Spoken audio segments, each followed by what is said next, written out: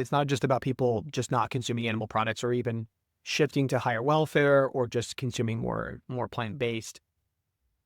I think that there's a couple reasons. I think that you could probably write, I'm sure that there are many books about the cognitive dissonance and psychology around why humans have trouble making significant changes in their life. I think about it for a couple reasons. Um, I I like to be reflective on the work that I have done in my career. And one of the mistakes that I have, I think, done and that has been harmful, if I'm being fully transparent, and a mistake that I made is that even in this podcast, we talked about how overwhelmingly destructive factory farming is and the moral imperative that we face. I think a mistake that we've actually made is we've made it seem so big, so problematic, so scary, so large that the average person, and this happens in democracy as well. How many people do you talk to that's like, I'm not voting? Doesn't make a difference, right? I don't talk I to mean, those people. I have a lot of people in my life that, like, the last election, that was their response is, it doesn't matter. My vote doesn't make a difference. Yeah. Similar to the environmental around like recycling, people will throw a can into the trash and say, well, that can doesn't make a difference. Well, maybe you're right. And they're that right. They're right. One individual, but like collectively, we all need to be doing this. So I do think that, there's an old saying that is,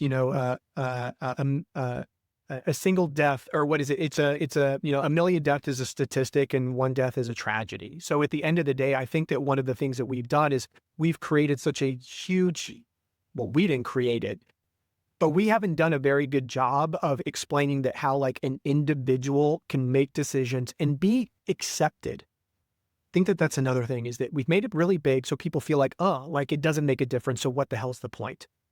And I have my own thoughts on that, and like is the type of person who would respond to that. But I think that that's a fair thing that has happened. I absolutely agree. The other component is for a very long time, well, actually, factory farming is a relatively new thing in our society. I mean, it's only over the course of the last 50, 60, 70 years that factory farming has happened. And for the vast majority of that time, people were not aware of it because the industry was not transparent. So people just didn't know what was happening. It's really only over the last decade, I think, that we've had social media, we've had the ability to spend money to inform people.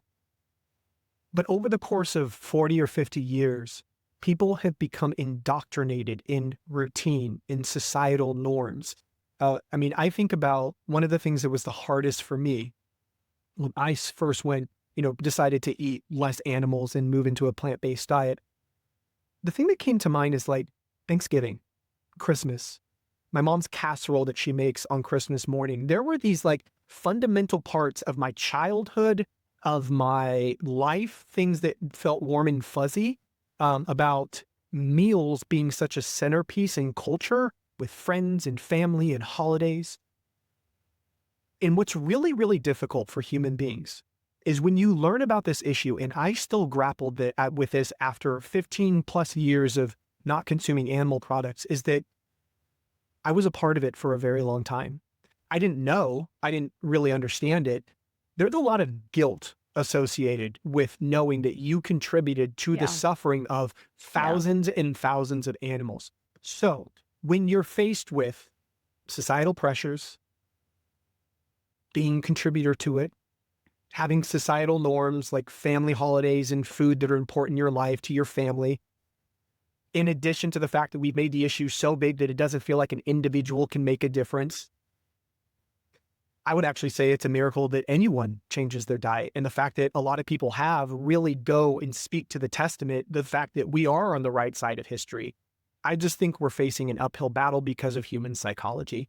And what our job is, and this is what I would say to anyone working in this, is, and what we do at Compassionable Farming is that it has never been more important than now for us to meet people where they are at and give them the opportunity to be a part of this collective movement to move away from a destructive system like factory farming. And whether it's their willingness to eat a little bit less meat or eat more plant-based food or vote in favor of a ballot measure or to call their local company and say, I want you to go cage-free or buy cage-free eggs or whatever the ask is, we applaud people for doing something rather than attacking them for not doing enough, because we could all do more. We could all be better. And one of the things that my law professor at Lewis and Clark, when I was there studying animal law, I told her, I was like, I'm struggling a lot with a lot of these philosophical things. I don't know what to do.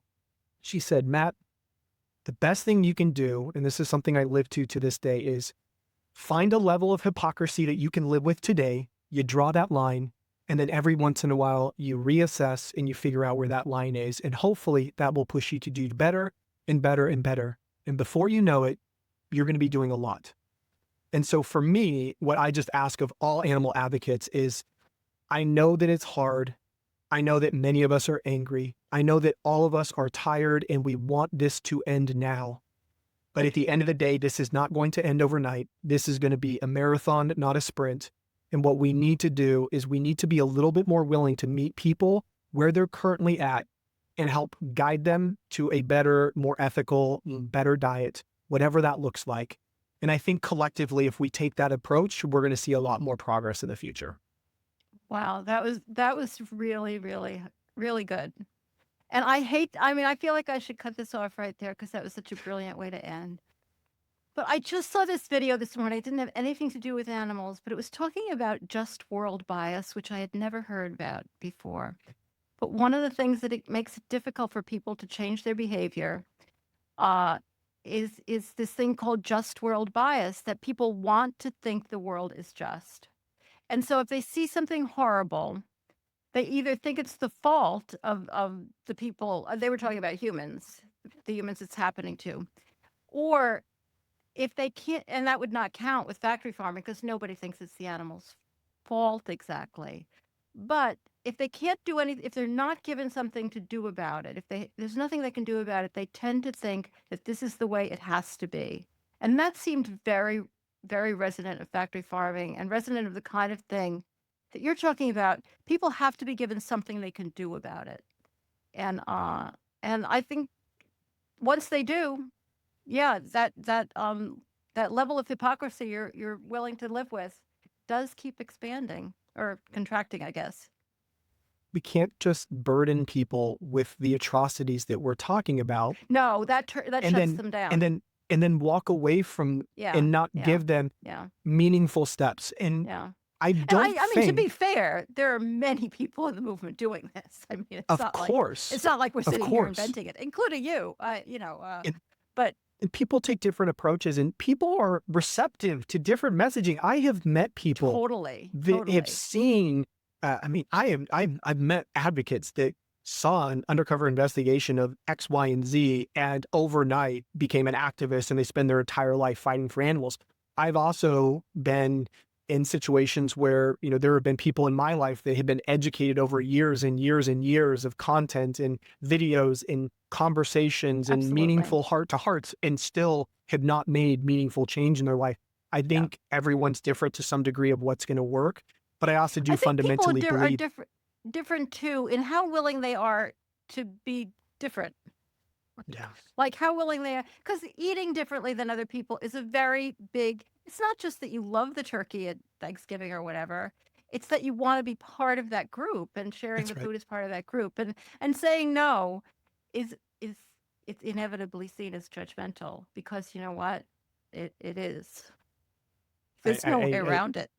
Yeah, I think that you're right.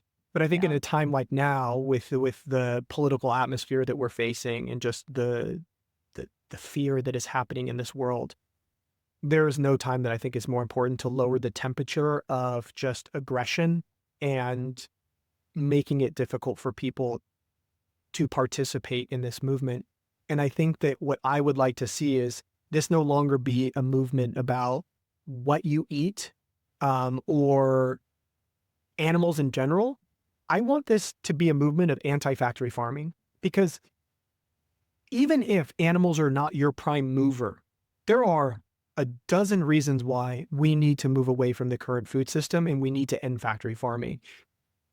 And I would happily fight side by side for the rest of my career by someone who is as passionate to end factory farming because of environmental reasons than someone who is doing it for food safety reasons or doing it for animal. Because at the end of the day, the end goal is the same, that we've removed the largest causing of suffering Absolutely. on this planet. So that is where I think that many of us advocates could do a little bit better job. And I think that I am guilty of this myself, is that, again, we have to sometimes just sit with the fact that there are tactics and things that we can do that may not align with our philosophical beliefs or what we want to see in the world, but they are effective and they are going to move the needle. And ultimately, we need to do what's in the best interest of animals. And that may And not always make us feel better.